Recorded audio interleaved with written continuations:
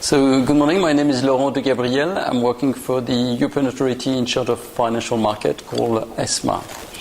On the question, which is what are going to be the potential implication of MiFID II for the future of financial distribution in Europe, I think there are two possible answers. First is that the distribution of financial products in Europe is undoubtedly going to be different after MiFID II.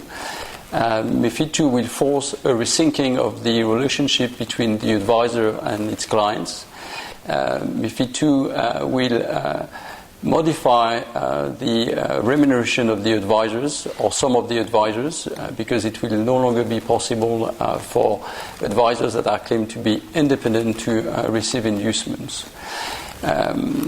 It would still allow some inducement to be received in a number of cases, but not, as mentioned, for independent advice and not for discretionary portfolio management. So the advisors will have to modify, some of them at least will have to modify their business model.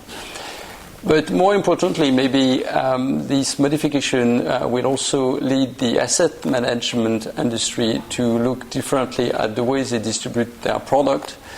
And it could be that the asset management industry gets in charge or acquire more control of the distribution of their funds directly or indirectly, and that could also create a shift in the industry. So, first consequence, the distribution will be no doubt different. The second consequence, which is even more important, is that normally the distribution of financial products in Europe should be much more safe.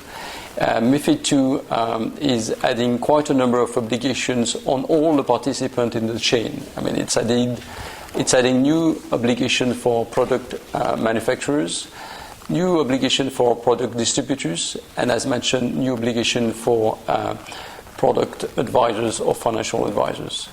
On top of that, those obligations have to do with product design, product distribution, and product information. And it's very important because the level of transparency on the product, on the cost of the product, will be very strongly enhanced by MiFID II. MiFID II go as far as well as providing or enforcing new obligations on financial firms in terms of after-sale advice. So it will no longer be possible to sell a medium-term product and not provide follow-up advice when that sale has happened.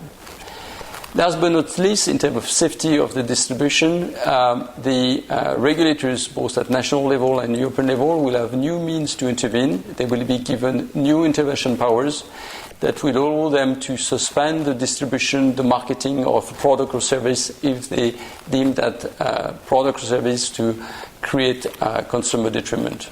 And it's really the first time that such powers are allocated both at national and European level, and that would create a very strong incentive for firms to meet their obligations, but also, if they don't do that, a very strong tool for regulators to intervene and make sure that the distribution is safe for investors all over Europe.